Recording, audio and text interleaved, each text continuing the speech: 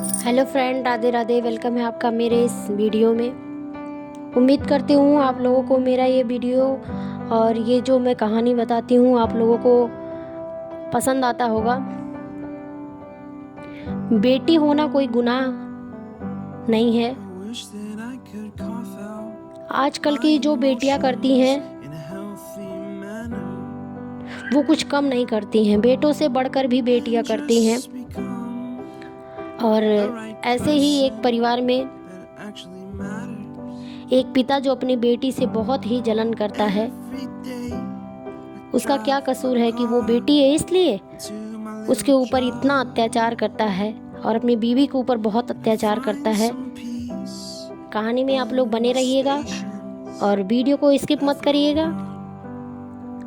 और अगर आप हमारे चैनल पे नए हैं तो प्लीज़ हमारे चैनल को सब्सक्राइब कर लीजिएगा। मैं आप लोगों के लिए ऐसे ही छोटी मोटी कहानियाँ लेकर आऊँगी। उम्मीद करती हूँ आप लोगों को हमारी कहानी पसंद आती होगी। एक परिवार में केवल 4 लोग रहते हैं।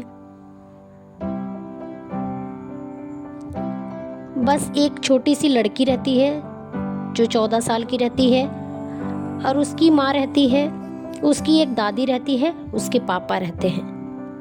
बस केवल 4 ही लोग रहते हैं। और वो अपनी बीवी पर बहुत हरदम गुस्सा करता था, अपनी बीवी को हरदम प्रताड़ित करता था, हरदम मारता पीटता था। क्योंकि वो बार बार जब भी प्रेग्नेंट होती थी तो उसको जब जांच करवाता था तो बेटी निकलती थी। इसकी वजह से वो अपनी बीवी को दवा दे करके बच्चे को गिरा देते थे। अब बच्चे को मार डालता था, पेट दबा देता था। ऐसी हरकतें वो करता रहता था।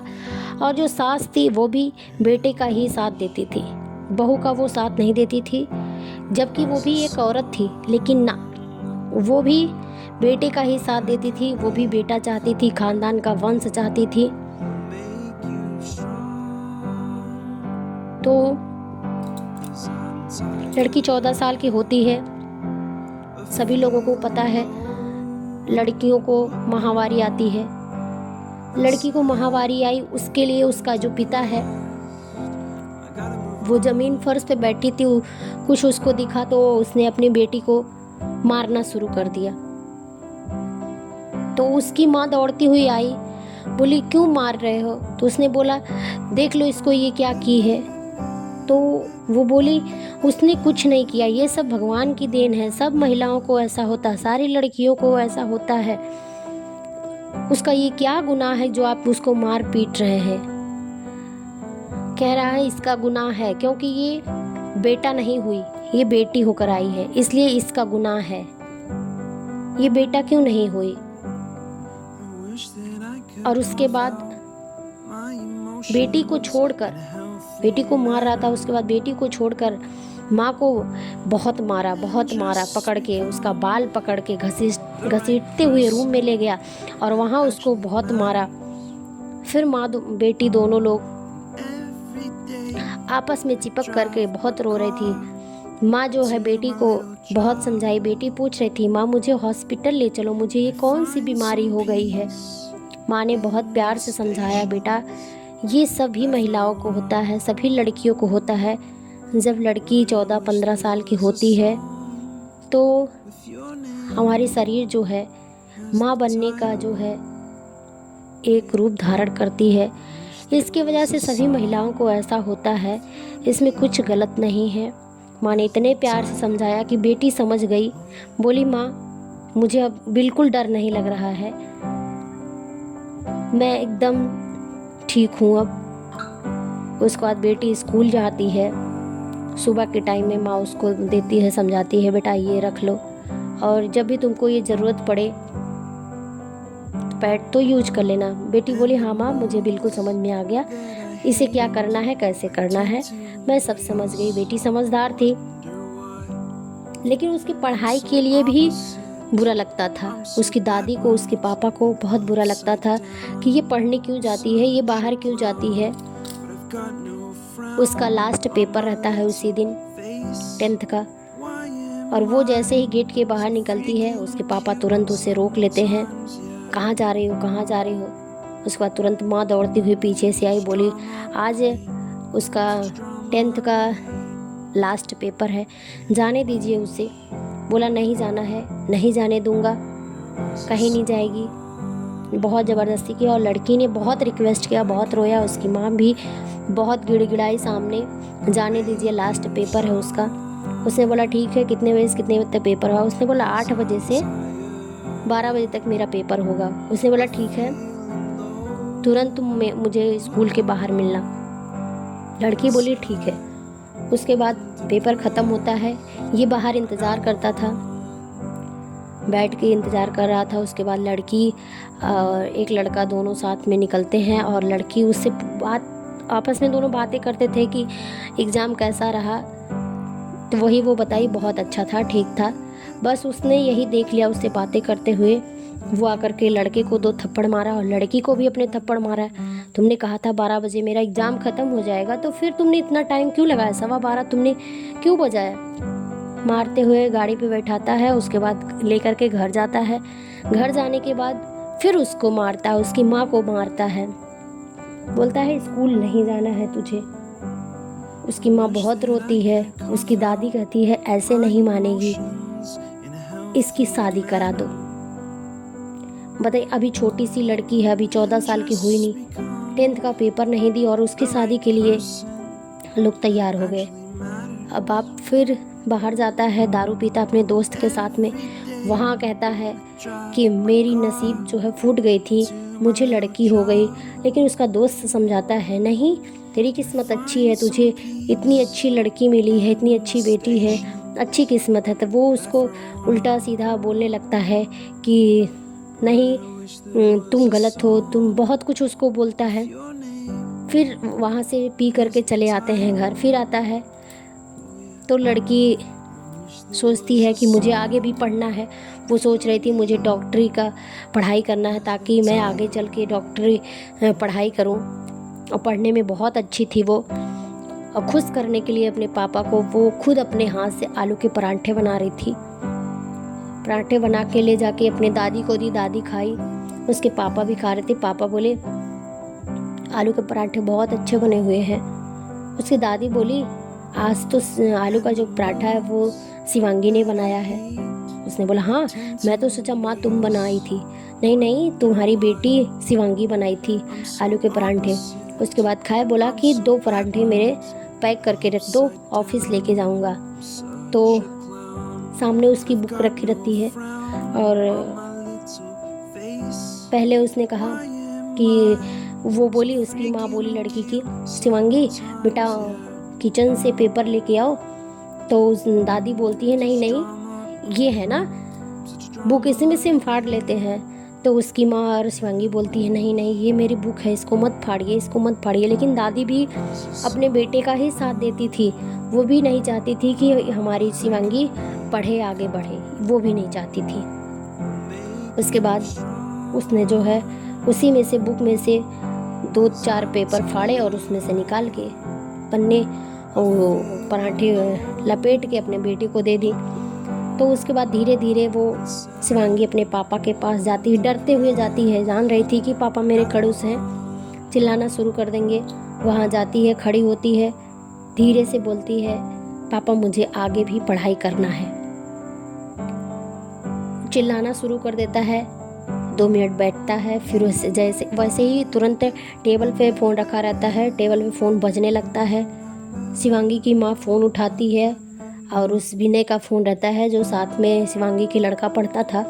वो विनय फ़ोन किया, उसने बताया कि रिज़ल्ट लेने के लिए शिवांगी क्यों नहीं आई आंटी। तो उसने बोला शिवांगी का जो है रिज़ल्ट आउट हो गया, कितना नंबर पाई है। वो तो पाई थी 96% उसका आया था स्कूल में, लेकिन माँ वहाँ झूठ बोलती है कि इसका 46% आया है। तो उसके पिता जो हैं बहुत खुश हो जाते हैं, हाँ डॉक्टरी की पढ़ाई करने वाली थी और 46% लाई है, ये क्या डॉक्टरी पढ़ाई करेगी, इसको तो कुछ आता ही नहीं है, इसको कुछ आता नहीं है। माँ बेटे बहुत खुश हो जाते हैं।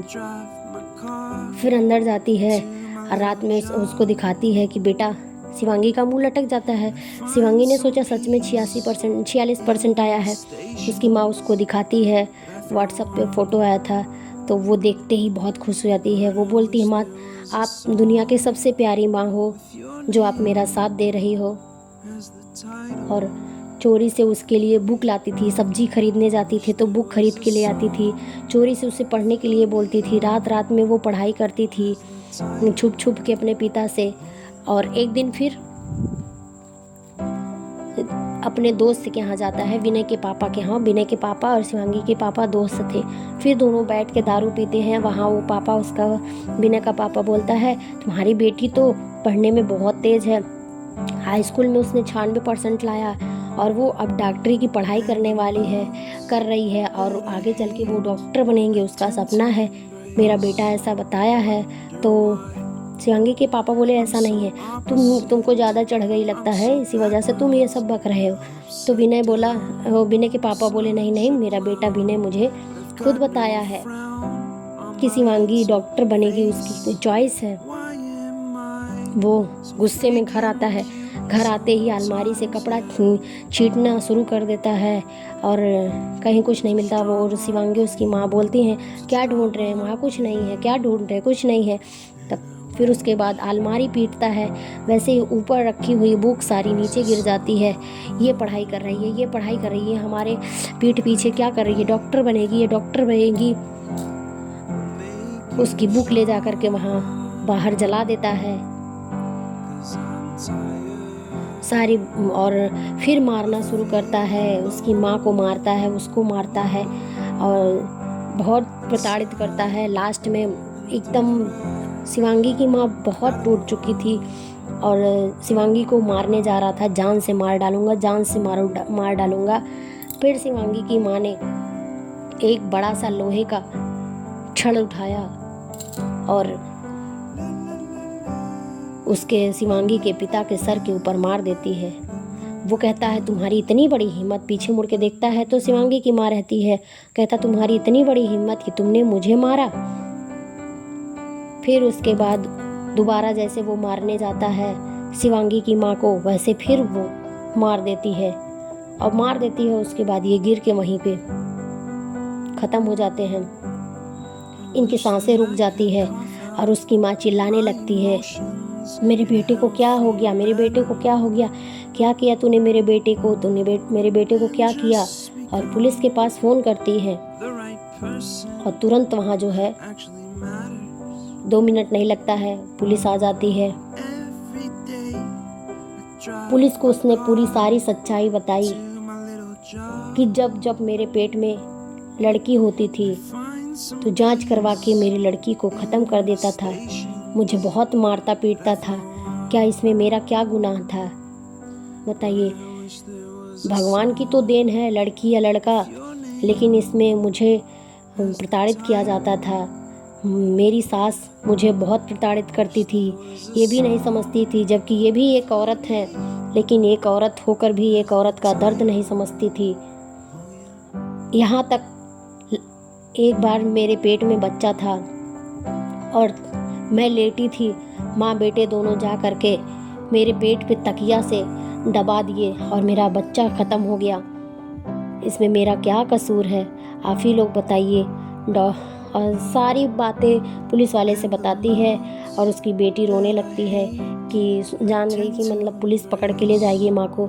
तो माँ बेटी को समझाती है, बेटा तुम टेंशन ना लो, मैं फिर जब निकल के आऊँगी तुम आराम से अपनी पढ़ाई करो। और फिर उसके बाद पुलिस शिवांगी के माँ को पकड़ के ले जाती है और शिवांगी और उसकी दादी 2 लोग बसती हैं, घर में रहती हैं। तो बेटी होना कोई गुनाह नहीं है। बेटी भी आजकल बहुत बड़ा करके दिखाती हैं। बेटियां डॉक्टर बन रही हैं, बेटियां फ्लाइट चला रही हैं, बेटियां 4 व्हीलर चला रही हैं, ट्रक चला रही हैं, ट्रेन चला रही हैं। बेटियां क्या नहीं कर सकती? बेटियां सब कुछ कर सकती हैं। दोस्तों, हमारी अगर कहानी आप लोग पूरा देखे होंगे तो आप लोगों को समझ में आया होगा। और कमेंट करके ज़रूर बताइएगा कि इस कहानी में क्या मैंने कुछ गलत कहा है या कोई जो भी सही कहा है उसको कमेंट में अपनी राय ज़रूर दीजिएगा। फिर मिलेंगे आपसे अगले नेक्स्ट वीडियो में। अभी के लिए bye bye, thanks for watching.